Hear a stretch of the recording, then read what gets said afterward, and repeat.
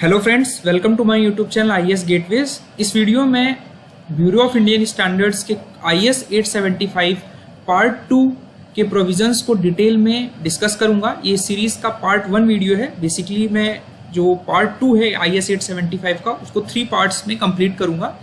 सो जो पार्ट 1 है इस IS 875 पार्ट 2, उसमें मैं ब्रीफ इंट्रोडक्शन और जो हमारे प्रोविजंस इनकॉर्पोरेट किए गए सेकेंड रिवीजन में IS 875 के, वो चीज़ें सारी आपको एक्सप्लेन करूंगा। ठीक है, सो लेट्स स्टार्ट। जो हमारा कोड है, आपको मैंने पार्ट 1 का जब एक्सप्लेनेशन दिया था तो बताया था पार्ट 1 इज रिलेटेड टू जो हमारे डेड लोड के स्पेसिफिकेशन है जो हम डिज़ाइन में कंसीडर करते हैं किसी भी बिल्डिंग के लिए। तो जो हमारा पार्ट 2 है that is related to the imposed loads. ठीक है, कहीं कहीं आपको ये लोड्स IS 875 में लाइव लोड्स भी लिखा हुआ मिलेगा और सुपर इम्पोज्ड लोड्स भी मिलेगा। तो बेसिकली ये नाम हमारे तीनों सेम तरीके के लोड के हैं। ये कोड हमारा स्पेसिफाई करता है कि इम्पोज्ड लोड्स में हमारे कौन कौन से लोड्स लेने हैं, आपको कौन कौन से लोड्स नहीं लेने हैं। ठीक है, तो जो ये कोड है पार्ट 2, जब इनिशियली 1957 में ये कोड पब्लिश हुआ था सबसे पहली बार, तब हमारा एक कंबाइंड कोड था, अलग अलग पार्ट्स नहीं थे। जैसा कि मैंने आपको बताया था, उस समय जो टर्मिनोलॉजी यूज होती थी हमारी लाइव लोड होती थी। उसके बाद जब हमारा सेकेंड रिवीजन आया 1987 में, जब ये पार्ट 2 कोड पब्लिश हुआ, अलग अलग पार्ट्स कर दिए गए, तो वहाँ पर लाइव लोड्स का नाम बदलकर इम्पोज्ड लोड्स रखा गया। दोनों का मतलब सेम है, कुछ सिर्फ एक अंडरस्टैंडिंग के लिए कि हमारा लोड्स का जो बिहेवियर है that is not related to the physical loading of persons only. वहाँ पर जो बिल्डिंग की ऑक्यूपेंसी है, जो उस पर इक्विपमेंट्स हैं, जो ऑक्यूपेंट्स हैं रहने वाले, वो फर्नीचर्स हैं जो आप रख रहे हो, वो सारे हमारे अफेक्ट करते हैं। उसके बेसिस पर ही हमारा बिल्डिंग के लिए इम्पोज लोड्स डिसाइड किया जाता है। तो ये एक इम्पॉर्टेंट चीज़ थी जो इनकॉर्पोरेट की गई सेकेंड रिवीजन में। ठीक है, तो आप देख रहे हैं सेकेंड रिवीजन ये रीअफर्म हुआ है 2018 में, और अभी तक 2006 में इसमें एक अमेंडमेंट आया था जिसके रेस्पेक्टिव क्लॉजेस में मैं अमेंडमेंट के बारे में बात करूंगा। अमेंडमेंट का मैंने यहाँ पर समरी लगाया हुआ है, वो हम फर्दर डिस्कस करेंगे। सो जो हमारा कोड है देख लेते हैं क्या क्या चीज़ें कवर्ड हैं इसमें। ये मैंने आपको ऑलरेडी बताया था कि हमारा जो पार्ट 2 है कोड है वो 31 अगस्त 1987 में आफ्टर सेक्शनल कमिटी ने जब अप्रूवल दिया तो बिल्डिंग डिवीज़न काउंसिल ने इसे अप्रूव किया। उसके बाद ये भी मैंने आपको बताया था कि अब 5 पार्ट्स हैं हमारे IS 875 में, जिसमें हम जो डिस्कस करने वाले हैं वो पार्ट 2 इम्पोज लोड्स के बारे में डिस्कस करेंगे। ठीक है, और अर्थक्वेक लोड्स हमारे इस कोड में भी गवर्न नहीं है। तो जो ये कोड है ये हमारा किन किन चीज़ों पर डील करता है, it deals with the imposed load on buildings produced by intended occupancy are used। Occupancy का मतलब है कि किस पर्पस के लिए बिल्डिंग का यूसेज क्या है। बेसिकली किस पर्पस के लिए जो बिल्डिंग आप डिज़ाइन कर रहे हो वो किस यूज़ में आ रही है। सपोज एग्जांपल के लिए कि वो building as a hospital use की जा रही है, या बिल्डिंग वो उसमें शॉपिंग मॉल आप बना रहे हो, या वो रेजिडेंशियल पर्पस के लिए बिल्डिंग है। तो इसके बेसिस पर हमारी बिल्डिंग की ऑक्यूपेंसी डिसाइड होती है। तो इस कोड ने रेफरेंस बहुत अलग अलग जगह से लिया और उसको रेशनलाइज करके हमारे इम्पोज लोड्स जो फ्लोर्स, बिकॉज इम्पोज लोड्स हमारे फ्लोर्स और रूफ्स दोनों के लिए स्पेसिफाई किए गए हैं। ठीक है, तो फ्लोर्स और रूफ के लिए कोडिफाई किया गया अलग अलग जैसे डाटा, और जितने हमारे लेटेस्ट फॉरेन नेशनल स्टैंडर्ड्स हैं, लिटरेचर्स अवेलेबल हैं, उन सभी का रेफरेंसेस करके इस कोड में सारी डिटेल्स इम्पोज लोड की कंपाइल की गई। ठीक है, साथ ही साथ इसमें बहुत सी ऐसी चीज़ें हैं जो कि हमारी national building code of India में स्पेसिफाइड है।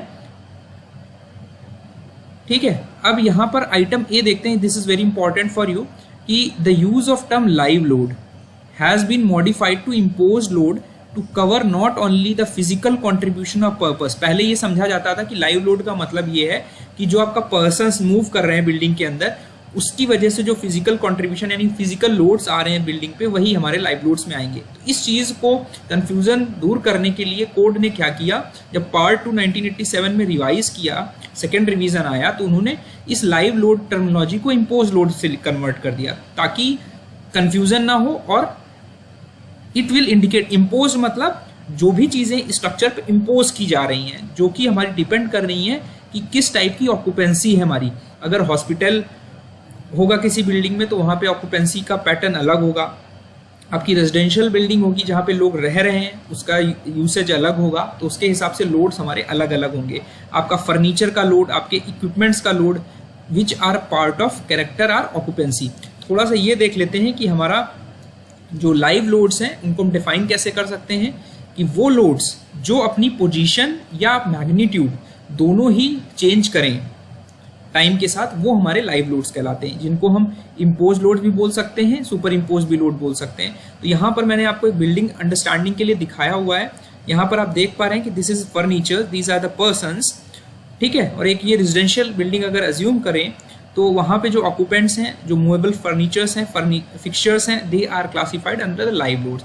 तो कोड ये क्या करेगा, हमारा ये लाइव लोड जो रेटिंग ऑफ अ हाउस लिखा है depending upon the occupancy of a building, ठीक है, हमारा फ्लोर और रूफ्स के लिए कोड लोड्स स्पेसिफाई करेगा, जिसके बेसिस पर हम जो भी डायमेंशंस लेंगे जिस पर हमारी लोडिंग हो रही है उसके बेसिस पर हम ये निकाल सकते हैं कि हमारा कितना लोड एक्ट कर रहा है, ठीक है। तो जो ये आपके फर्नीचर्स हैं, ये बिल्डिंग्स हैं, ये सभी हमारी एज अ लाइव लोड हैं, जो कि कोड ने 1987 में इम्पोज लोड के टर्म से चेंज कर दिया। तो बेसिकली मतलब सेम है, केवल कोड ने डिपिक्शन चेंज किया। तो लाइव लोड्स आपके बेसिकली टेम्परेरी लोड्स की कैटेगरी में आते हैं। These are not permanent load, जो कि बिकॉज ये टेम्परेरी टाइम, कुछ टाइम के लिए स्ट्रक्चर पर रखें। सपोज कोई आया और गया, तो this is a temporary for a time being, short duration के लिए लोड्स एक्ट कर रहे हैं, ठीक है। तो ये एक चीज़ हो गई। उसके बाद कोड एक चीज़ और कहता है कि अब जो लोड्स कोड स्पेसिफाई कर रहा है, ठीक है, मान लेते हैं कोई मल्टी स्टोरी आपकी बिल्डिंग है, ठीक है, ये आपके अलग अलग फ्लोर्स हो गए। तो जो हमारे लाइव लोड्स इन फ्लोर्स पर एक्ट कर रहे हैं, कोड हमें ये स्पेसिफाई कर रहा है कि ये हमारे लोड्स डिज़ाइन में आपको क्या लेने हैं, और ये हमारे जो लोड्स हैं, these are the minimum loads जो आपको डिज़ाइन में लेने हैं। तो अब जब इनका वर्टिकल मेंबर आप डिसाइड करोगे, सपोज इसी बिल्डिंग का आपको कॉलम डिज़ाइन करना है, तो लाइव लोड कितना लेना होगा, वो कोड क्या कहता है कि आपका जो फ्लोर और सीलिंग का जो लाइव लोड्स हैं, इम्पोज लोड्स हैं, जब वर्टिकल मेंबर डिज़ाइन करोगे तो वो लोड्स आपको 50% रिड्यूस कर देने। यानी अगर इसकी वैल्यू x पर मीटर स्क्वायर थी, न्यूटन पर मीटर स्क्वायर, तो it has to be reduce by 0.5 newton, 0.5 times x newton पर mm स्क्वायर। 50% आपको रिड्यूस करना है। पहले क्या था, हमारा रिडक्शन था 40% तक रिडक्शन करना था, अब 50% रिडक्शन का प्रोविजन किया गया 1987 के रिवीजन में।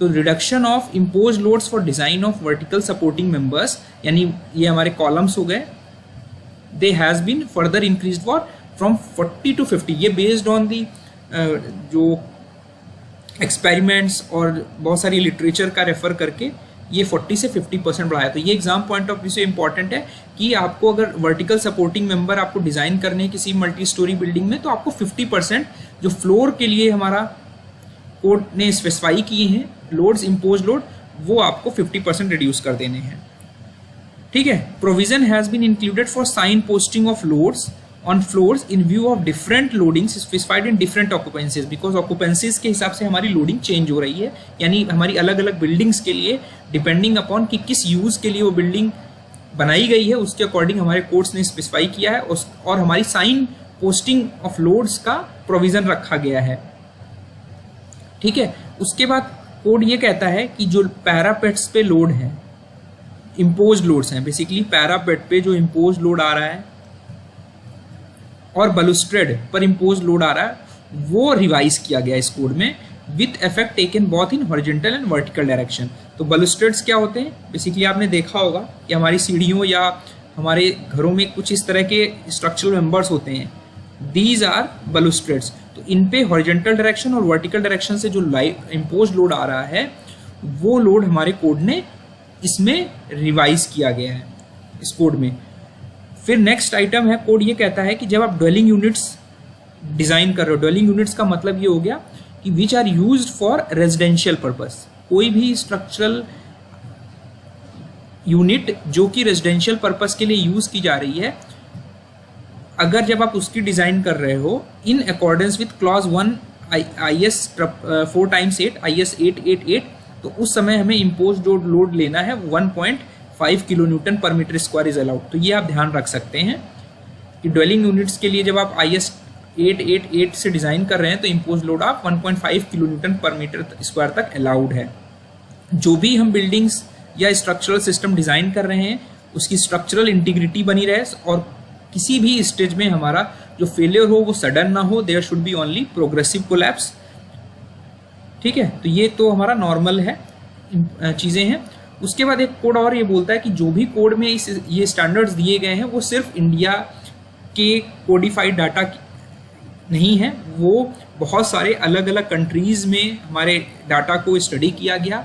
उसके बेस पर यहाँ पर जो फील्ड प्रैक्टिसेस के बेसिस पर हमारे 8 अलग अलग कंट्रीज़ के जो कोडल प्रोविजंस हैं, लाइक न्यूजीलैंड है हमारा, अमेरिकन स्टैंडर्ड्स हैं, कनाडा स्टैंडर्ड्स हैं, ठीक है, वेस्ट जर्मन लोडिंग स्टैंडर्ड है, ISO का रेजिडेंशियल बिल्डिंग का कोड लोड का स्टैंडर्ड है।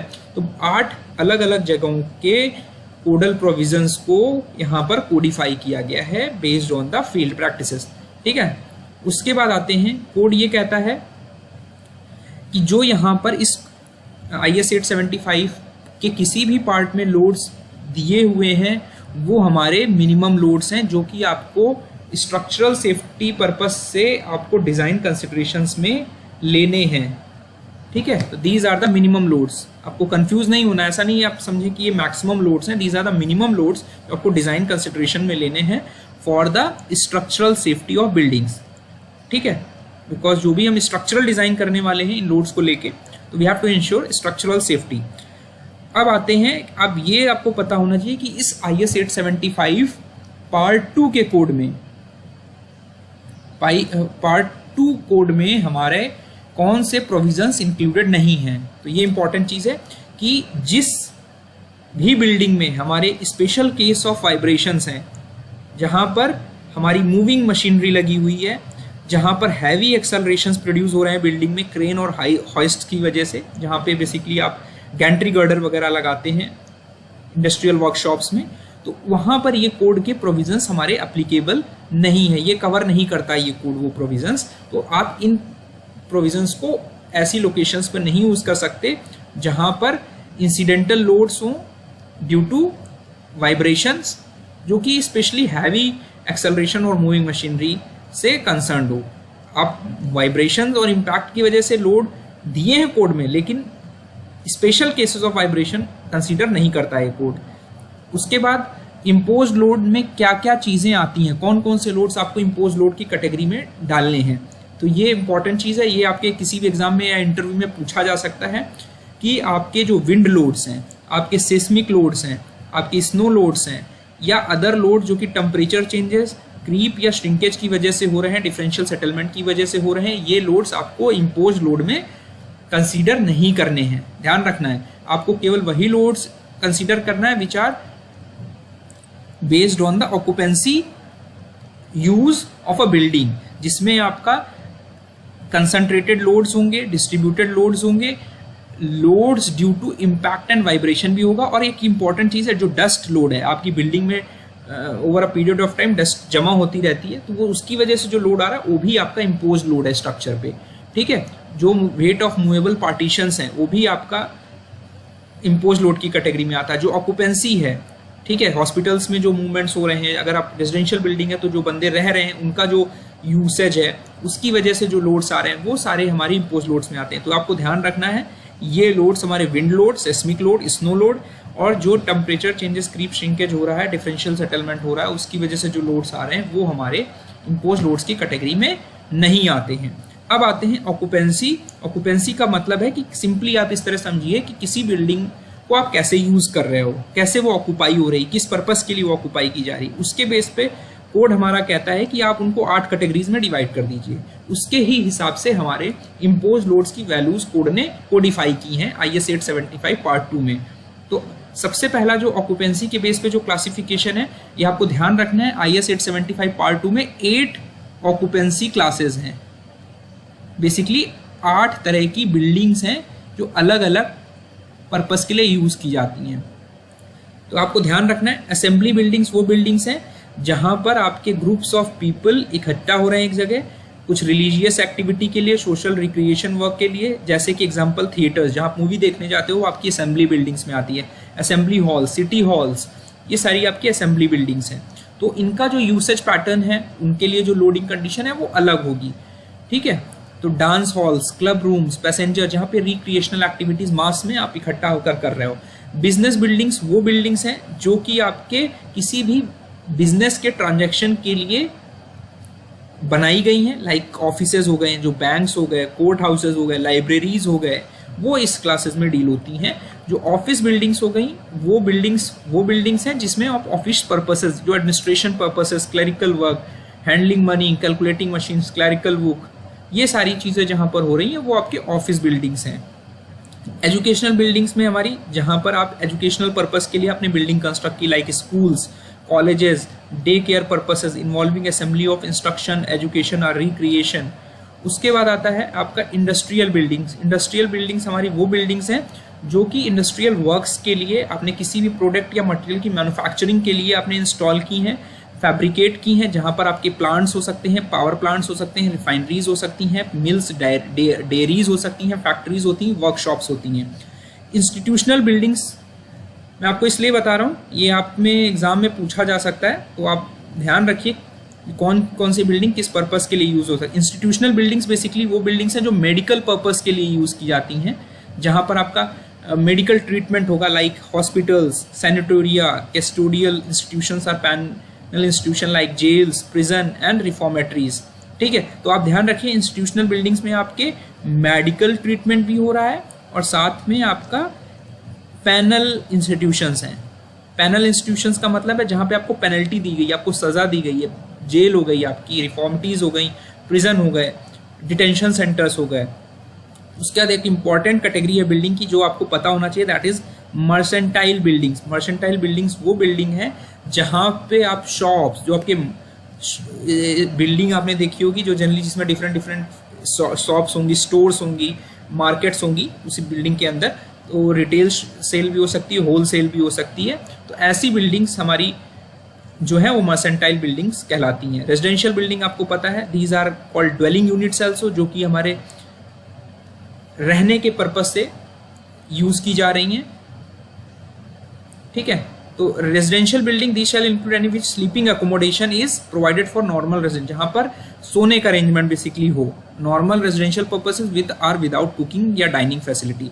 इसमें आपका क्या आएगा, मल्टी फैमिली ड्वेलिंग्स आएगा, अपार्टमेंट के हाउसेज आएंगे, लॉजिंग या रूम हाउसेज आएंगे, ठीक है, रेस्टोरेंट्स आएंगे, डॉर्मेट्रीज आएंगी, रेजिडेंशियल आएंगी।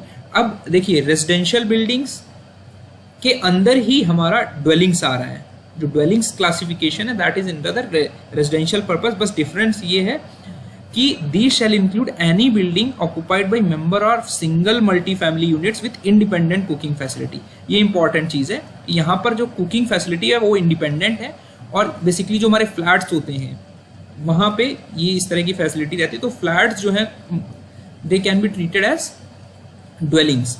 स्टोरेज बिल्डिंग्स, जहाँ पर आप good warehouses, merchandise warehouses, cold storage, freight depots, transit sheds, storehouses, ये सारा आप मटेरियल स्टोर कर रहे हो।